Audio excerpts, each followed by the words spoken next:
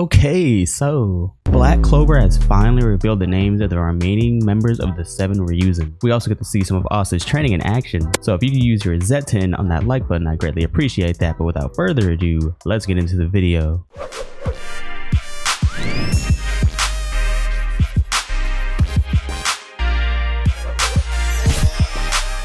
Now this chapter starts off with a little flashback of when Ryu first detected the enemy's infiltration. He says they seem like they're really capable of destroying the country, which is pretty scary. What? Asta of course wanted to go and help out, but his training is still incomplete. But what's interesting here is he says we're gonna need him in the fight, but considering they're already there, I don't see how he's gonna get enough training in time to actually battle them. I mean, unless the Ryuzen can hold them off for like a few days or something, but that doesn't seem likely considering they conjured up a whole 5-headed dragon. The pressure is getting worse.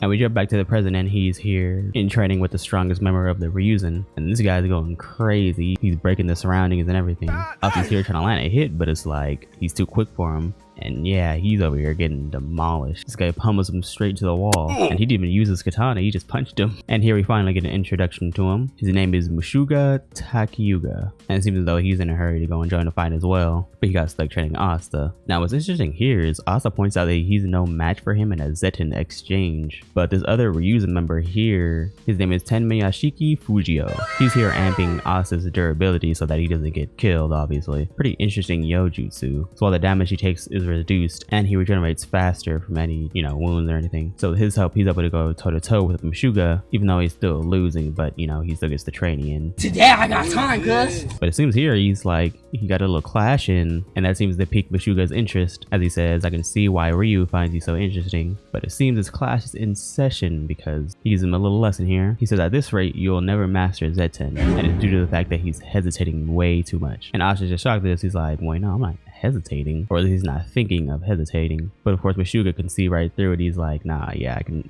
already tell you are. So the difference between him and Asta is that he thinks there's nothing in existence that his katana can't cut. It doesn't matter what it is, if it's in front of him, he'll cut it. As he just straight bodies Asta right here. He says without fail as he lets out a slash and it goes through Asta, through the stairs, and damn son, and all those pillars behind him. Damn. So I guess that was kind of like a tip for him.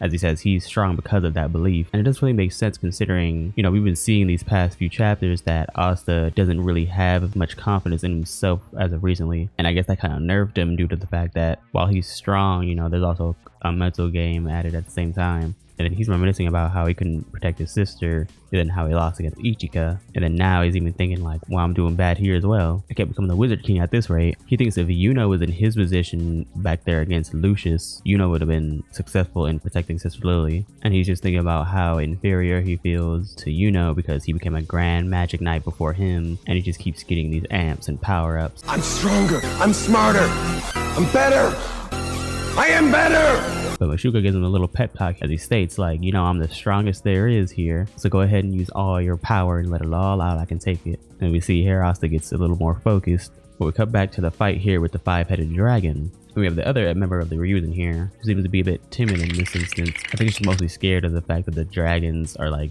towering over the country. So she's like, oh my god, what do I do against that thing? Yep, we're all gonna die here. And Sister Lily just feels sorry for her. She's like, oh, you poor thing.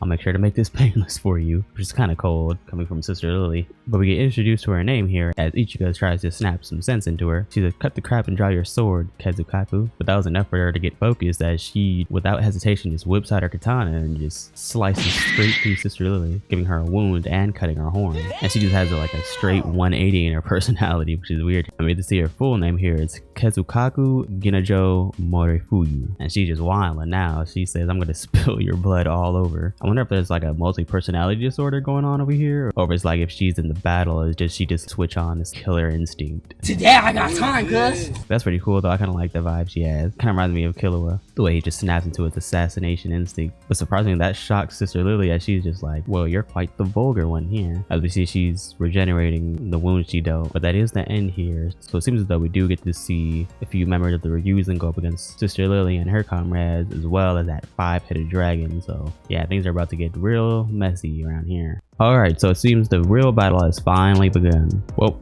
if you made it this far, I appreciate you sticking around. If you could use your yojutsu on that like button, I'd greatly appreciate that. Consider subscribing as well. You will enjoy it here, I promise. I'll see you in the next one. Thank you for watching.